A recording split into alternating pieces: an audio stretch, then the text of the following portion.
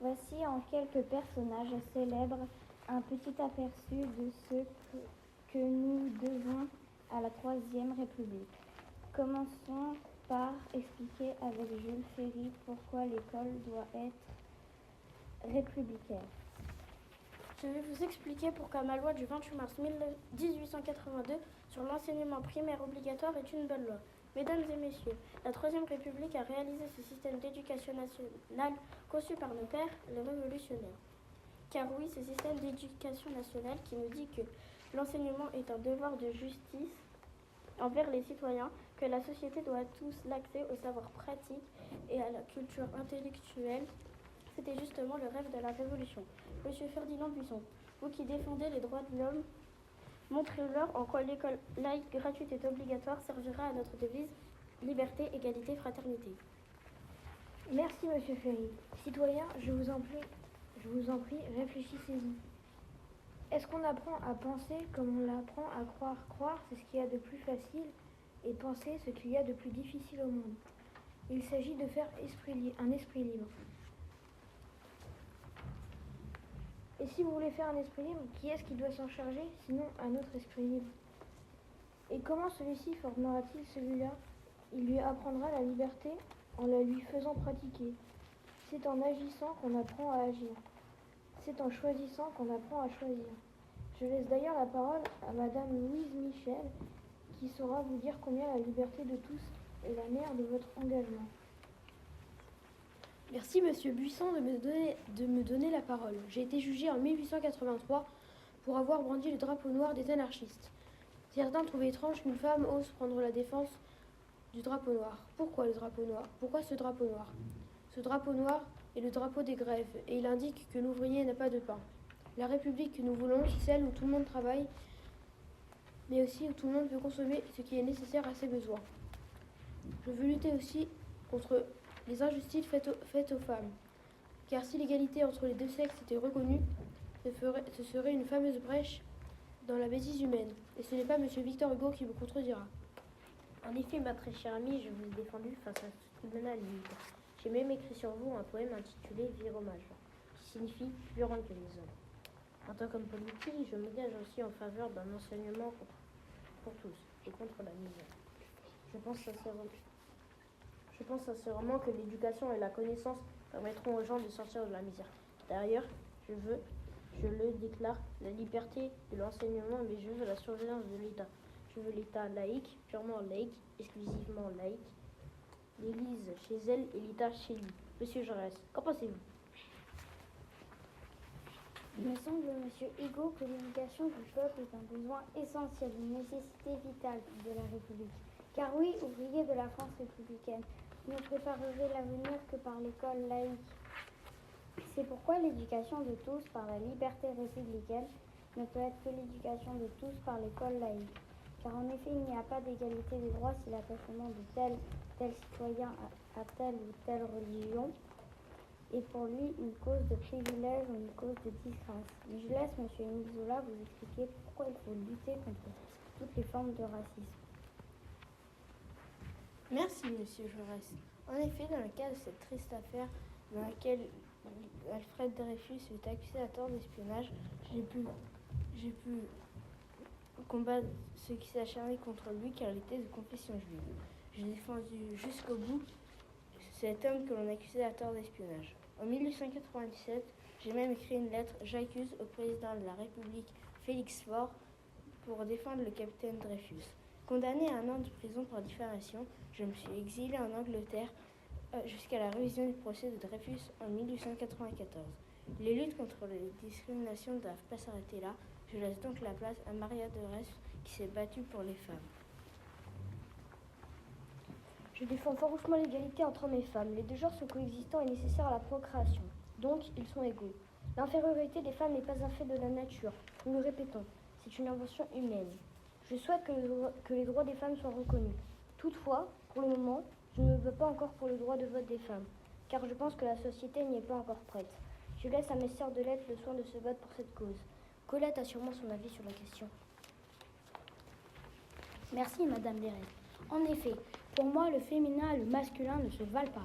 Dans mes romans, je cultive la différence entre le féminin et le masculin. La femme est forte, indépendante, volontaire, libre, alors que l'homme est volontiers faible, sensible et qui pleure facilement. Je sais que ce que je dis est très moderne. En effet, je refuse que la société m'impose un rôle, celui d'une femme qui devrait obéir aux hommes. Ce que je veux, c'est être une femme libre. Toutefois, j'ai des doutes sur le droit de vote qu'on pourrait nous accorder. Je préfère laisser ce combat à Simone de Beauvoir.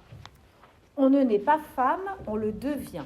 Autrement dit, les différences de valeur entre les hommes et les femmes ont été construites par les hommes qui ont fait des femmes des êtres inférieurs. Et je me bats pour combattre cette idée. Quant au droit de vote des femmes, il est le fruit d'une longue histoire. Il faut attendre 1945 pour qu'enfin ce droit leur soit accordé. N'oubliez jamais qu'il suffira d'une crise politique, économique ou religieuse pour que les droits des femmes soient remis en question. Ces droits ne sont jamais acquis. Vous devrez rester vigilante votre vie durant. Mais d'autres révolutions arriveront peut-être, comme les révolutions artistiques. N'est-ce pas, Monsieur Proust ? En effet, je vois dans l'écriture le moyen de décrire une aristocratie inactive, dont je me moque parce qu'elle respecte peu les autres classes sociales. Cette critique peut sembler cruelle, mais elle dépeint la société telle qu'elle existe sous la Troisième République, et notamment la lutte. Elle existe entre l'aristocratie, les descendants des nobles, et la bourgeoisie, ceux qui ont de l'argent. Je me suis d'ailleurs inspirée des toiles des impressionnistes pour écrire mes romans. Je laisse donc la parole à Monet. Merci, Monsieur Proust. Ce qui fait mon originalité, c'est ma façon de peindre la lumière. C'est mon obsession. Même lorsque le temps est gris, j'ai le don d'illuminer mes toiles. Le résultat donne des paysages lumineux aux couleurs éclatantes. En 1872, j'ai peint un petit tableau qui représente la Seine au lever du soleil. J'appelle ce tableau Impression Soleil levant. 2 ans après, lorsque ce tableau est exposé, un critique d'art invente, pour se moquer, le terme d'impressionnisme à propos de ce tableau. Depuis, le mouvement impressionniste est devenu l'un des plus appréciés du public. Mais attention, des femmes ont aussi marqué l'histoire de l'art comme Berthe Morisot. Au XIXe siècle, les femmes issues de la grande bourgeoisie française avaient bien peu de chances de devenir peintres professionnelles. C'est pourtant ce que je suis devenue. Les beaux-arts seront interdits aux femmes et le resteront jusqu'en 1897.